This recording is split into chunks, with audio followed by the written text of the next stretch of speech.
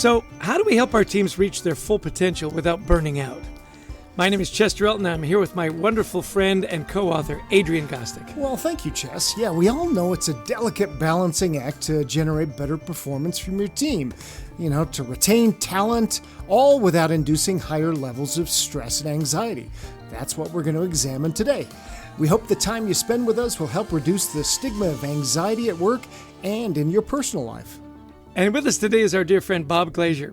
Bob is the founder and CEO of Acceleration Partners and the co-founder and chairman of Brand Cycle. He is a serial entrepreneur, and Bob has a passion for helping individuals and organizations build their capacity to elevate. His new book is Elevate Your Team and was published March 7th of this year. Bob shares his ideas and insights via Friday Forward, a popular weekly inspirational newsletter that reaches more than 200,000 people. One is me. Actually, I love your newsletter, Bob. And he is also the host of the Elevate podcast. Bob, we're delighted to have you on our humble podcast. Welcome to the show. Thank you. Maybe I should just call it a Bobcast. I like that. Yeah. It's a little too self-oriented. Hey, I only have people named Bob on. No, I like you because one of the great things about your newsletter is that when it comes in, it's not only great, but I also know it's Friday, so it's always a good day. So yeah. Hey, so start us out. Talk a little bit about some of the ideas from your new book. You talk about capacity building, and in different ways. You talk about spiritual to emotional to physical. So walk us through this idea and why leaders today, after all that we've been through, need to be capacity builders.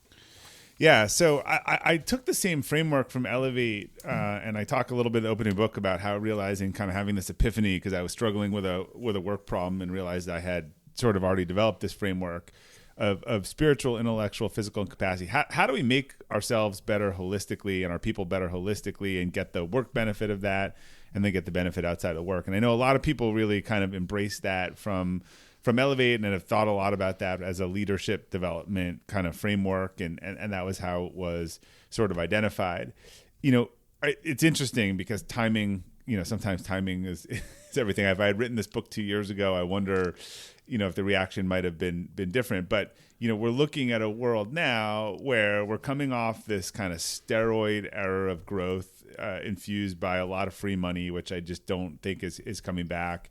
We're 2 to 3 years into a pandemic and people are kind of just tired and burned out. And what I see is a lot of companies are actually playing defense. 2023 is not about plan for the best. It's plan for the worst and hope for the best and try to get through it. And I think we all know that organizations and people have to grow, but I think a result of those things, people like growth is kind of a dirty word right now. If someone came in and Elon Musk, tried this a little bit with, hey, we're going to work super hard, and then a quarter of the people quit the next day, but came in and said, we're going to grow 300% next year. I think people would be like, oh God, please, no. And that's because this growth has felt like a little win-lose. It's a little, the analogy I use, which again seems ridiculous, is some of the growth companies, it just didn't matter how many people were destroyed in the process or replaced of getting to the growth objective.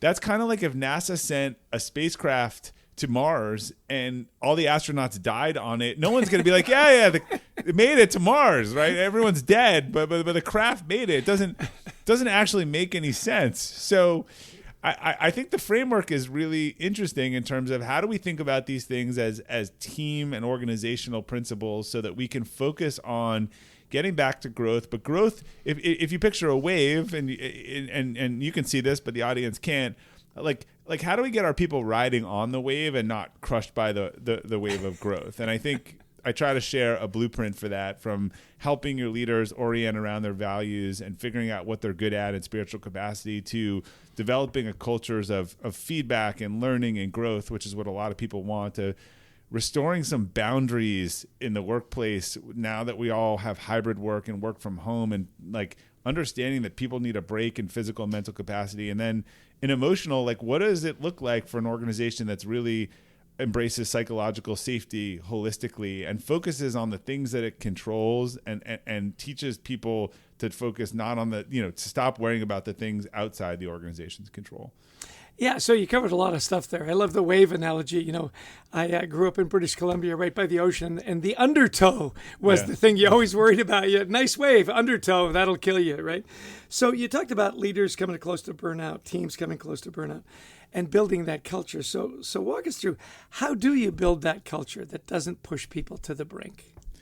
Yeah. So really if I go in order, I think the foundational, if you believe in Jim Collins' definition of sort of a level 4, level 5 leader, that is going to be built from a deep sense of authenticity and self-awareness, right? So helping people, figure out their personal core values, their strengths, the things that they're good at, and saying, look, we might have standards for how we want leaders to act in our organization, but you are going to be your own type of leader, and so we're going to help you actually figure this stuff out. Doing this work with teams and leaders, I've seen so many aha moments that go back to deep childhood things that are defining someone's leadership style. Like they had a violation of trust, earlier in their childhood, and trust is just super important in there. Their whole life has been about, can I trust people or not trust people in their small groups of friends? And someone on their team is 5 minutes late to a meeting, can't be found at 4:00 in the afternoon, misses an assignment. And that's like deep, like this person can't be trusted. And when you actually talk to the leader, they're like, oh yeah, that person's in a penalty box, the key's thrown out, and they're never getting out of it. Like they didn't even realize that they were doing that. And I think these things are real. I don't think they're going to change. So I think a leader who trust is that important would learn to go to their team and say, look, guys, like trust is super important to me. And you have it on my team until you lose it. And here are the ways that trust is built with me. And here are the ways that, trust is damaged. And again, starting, that's one piece of it. But, we can go through each of them. But I think there are, I walk through that same framework in terms of, again, how do you build teams and organizations where the focus is on building the person as the mechanism to growth? Yeah, building the person. I mean, a great way to summarize what you just said there. I just wanted to jump in really quick and say one of the reasons Bob is one of our favorite guests on this podcast is because he used a hockey analogy right there. In the penalty box, of course, there isn't a key in the penalty box, so you almost got it right. But in the penalty box, throw away the key, you're done. It might have been like field hockey or something. There are a lot of different penalty box, yeah. A lot of different because floor hockey. Yeah. Maybe Highlight has penalty boxes. Another example, someone and this was an example in the book of a fictional person, Andrew, is not fictional, but to protect it, yes, who actually going through this process realized that self-awareness was a core value, and that was a core value because they had a parent whom they loved, but just it was kind of a source of embarrassment. Just couldn't read a room, kind of not saying the right thing at the right time, maybe drink too much, just and so anyone on their team showed any signs of lack of self-awareness, and again, they were all over them. They didn't even realize they were doing it. They didn't know they were doing it. That's not going to change for them. In fact, I think like it's easier to lean into that, but again, go to their team and say, look, self-awareness is really important to me. Like it's something that, I will work on with you, and it's important to me and otherwise. And to me, that's like authentic leadership and leaders understanding who they are, that they are going to lead from their core and their values and kind of leaning into that. So people listening right now, Bob, are going, okay, you're preaching to the choir here. I believe everything you're saying. My CEO still doesn't get this. In fact, Chester and I, we work with a lot of organizations, and often they'll go, I was recently working with a big multi-billion-dollar organization. The CEO says, look, we want to grow 10% next year. And he says, look, I want you to come and tell everybody how they got to get excited about this. They have to get excited. Yeah. Right? My point was, why do they care? And it's funny, the HR person told me after the call, she says, nobody's ever asked him that. Why would everybody else care? So we know obvious. Why you care. It's so obvious when I hear that. You say that. It's the first thing I think of. So what do we do if my boss doesn't get it, but I'm getting lots of pressure? Yeah, look, there's certain things that really have to come from the top down, and that I think it's really hard. I think a lot of the practices in this book really can become the culture of a team, or thinking about, again, as a team leader, how do you build your leaders? How do you create psychological safety within your team? How do you create some like space back, for teams that are, and so they feel like they have a life outside of work. I think all of those things actually can be done on the team level. I think they're better if it's at the organizational level, but yeah, eventually people need to understand why it matters to them. I always say, like, if you really want to get excited about people growing, 30% profit this year, like, have a profit sharing pool, or doubling the value of your company, make sure they have a lot of equity.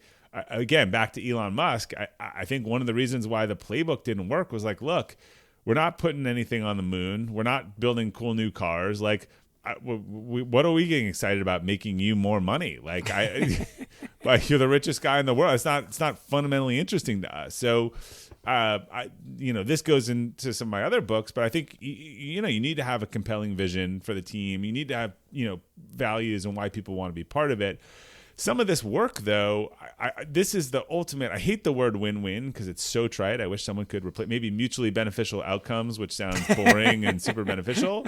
But a lot of what I'm talking about in this book are things that really benefit the company and the individual at the same time. And so I think that does solve a lot of the what's in it for you. Like, we're really going to work on these things, like, because our organization needs it. But I think it's really cool when people, Chester and I were talking, before the show, it is not like someone has terrible sleeping habits, is exhausted, horrible with money, short-tempered, and they show up at work and all of those things aren't true, right? So, and now they don't even have to walk to the office and get dressed and be a different person. They're just logging on. So a lot of these things around productivity, schedule, healthy behaviors and habits, and I think people can become better spouse, parents. Like, I think these issues are probably if you're horrible at prioritization, you're probably really bad at that in your whole life. If your morning routine is waking up and watching the news until you like feel horrible about yourself, like that impacts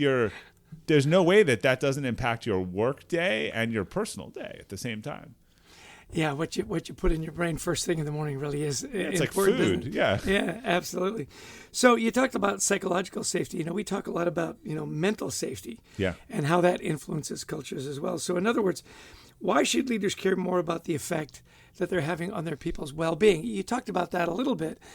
Tie it up for us that really that immediate supervisor, that manager, that has a huge impact on people's well-being and their mental safety, isn't it? But by the way, talking about mental health and all this stuff in the workplace and then having horrible leaders who damage people's mental health is completely incongruous. So let's get into some very specific examples. The behavior that not what you say, the behavior that you model as a leader is what people do. So if I say I'm going on vacation and you get my out of office and it says, hey, I'm on vacation with my family this week. If you need me, call me, text me, email me, reach me. I'm available, whatever you need. Like, and I'm the CEO of the organization.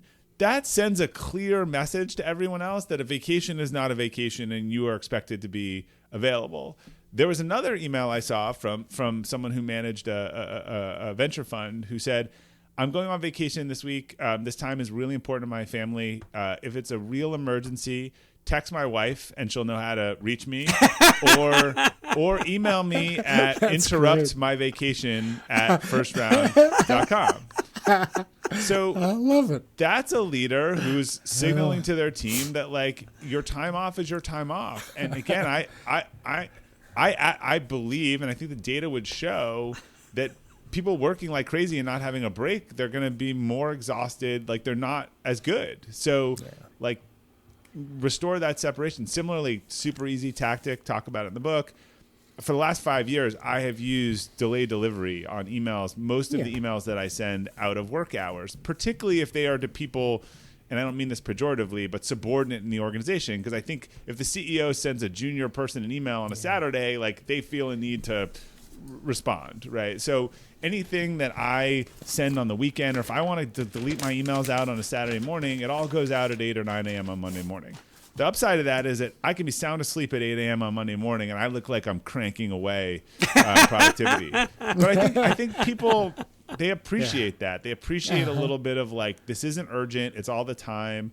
I have always believed that employees that have healthy lives outside of work, that are training for events and marathon, like, anyone tells me they're training for a marathon, a triathlon, I'm like, awesome. Like, how is their performance not going to be better? Like, from getting themselves into that sort of mental and physical kind of state. So I think we need to restore some boundaries. Like, the data is clear that since people started working from home, the boundaries have gone to bleep. And I think it's making people tired and anxious, and you have a Pavlovian thing. If your boss always emails you at 11 o'clock, then you're waiting at 11 o'clock to see that email before you go to bed.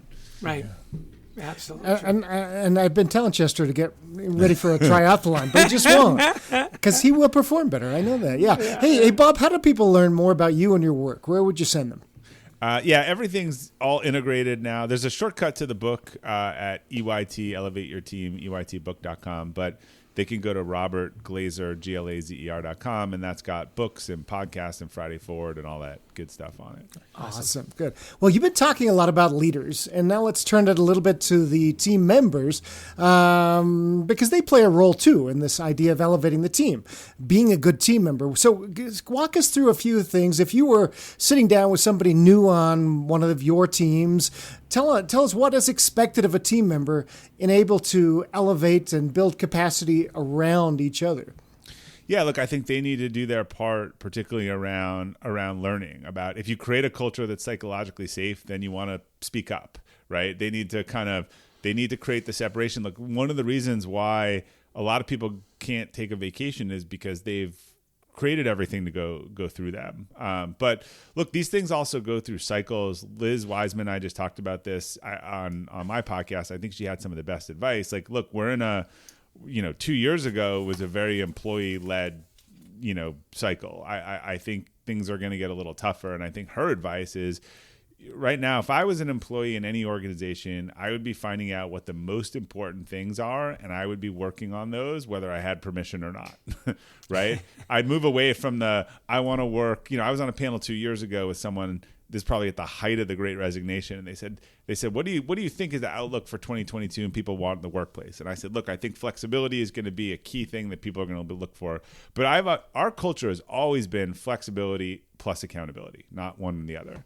And a woman on the panel said, I think people want to work when they want, on what they want, and how they want. And I couldn't leave that alone. I had to come back to that. I was like, then I think those people should go start their own business or go work in the gig economy, because being part of a team, how does that work on a basketball team? Does someone walk into Duke and say, I want to shoot when I want, or being part of a team requires some sacrifices. And I understand when supply and demand gets out of whack, people kind of flex their power. But right now, as an employee, I would be making sure I was focused on the most important things, not the thing I think I'm entitled to do. Excellent. So what advice do you have for leaders who think they don't have time or the resources to implement good practices in mental health at work? What do you say to them? I say good luck recruiting and with Glassdoor and all that stuff, because I think it's just, look, you've got people that don't want to work. You've got people leaving the workforce. You have people becoming the thing today is you can go be a consultant, right? Yep. You can be a contract worker, gig worker, and all this stuff. And being part of a team has to have some compelling reason why these are people you want to work with. This is a leader you want to work with. This is something you're getting out of the organization. I think if it's just a job, most people can go patch together a whole bunch of freelance, work if they want no emotional attachment. If their boss or leader is a negative influence on their life, then they have a lot more opportunities than ever before. And I think the workforce is becoming incredibly liquid. So I would say in a real time culture and feedback, good luck building and sustaining a team. So I want to know if you live what you preach, Bob. So we're always interested I'm a total hypocrite. in the self-care tactics of people like you who are very successful and you've got lots going on. So walk us through a few practices you found that help you elevate in your life. Yeah, I've talked about this in the book, but very consciously focused on sort of a morning routine. I built this kind of thing called a whole life dashboard a few years ago, which hundreds of people, thousands of people have downloaded.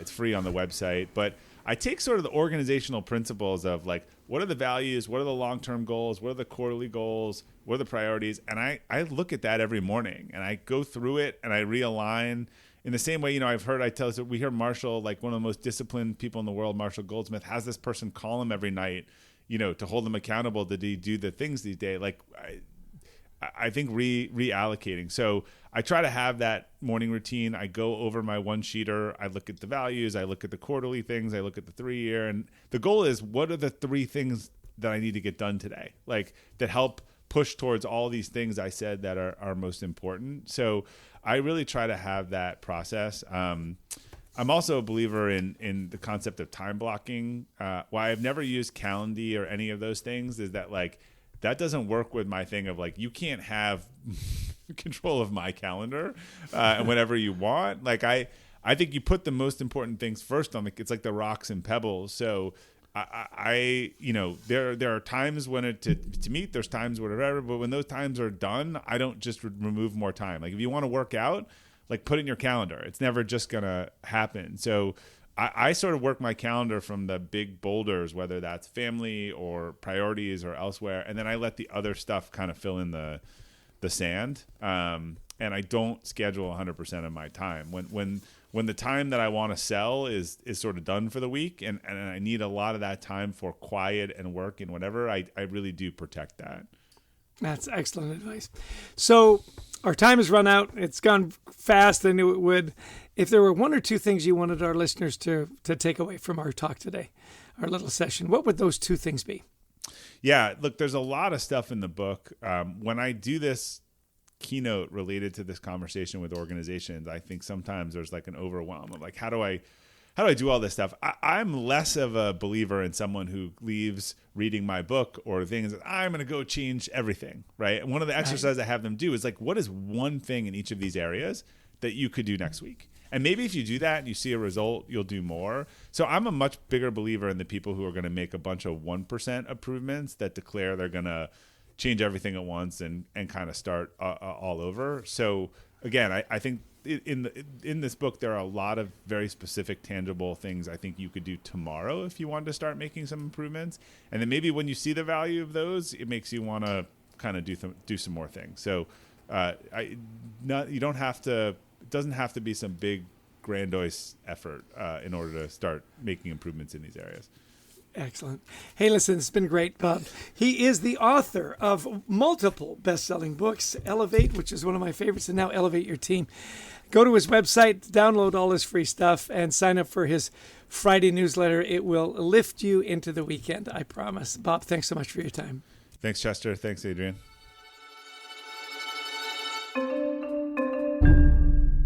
Well, Chess, that was a great podcast. Podcast. Hey, some great stuff. Let's kind of take this apart a little bit and see what we learned. First off, I think just this analysis, somebody coming out and talking about the steroid growth that we've had, is people are now, this great reassessment, as you call it, we've had over the last couple of years, people are saying, well, why do I care to make you and the shareholders a little richer? What's in this for me? So, are we building each other? Then we're going to build the company. So that's just a different way of thinking about things. Yeah, even when you said, why should I care? That's a great question, right? And then his analogy of we got the spaceship to Mars. All the astronauts are dead. we got the spaceship to like why would I do that? He talked about trust, which I thought was so interesting. That level 4, level 5 leader. And getting back to your core values, what are your core values and how does that trigger things in the workplace around trust, about, feeling comfortable with people, reliability, and really stuck out to me.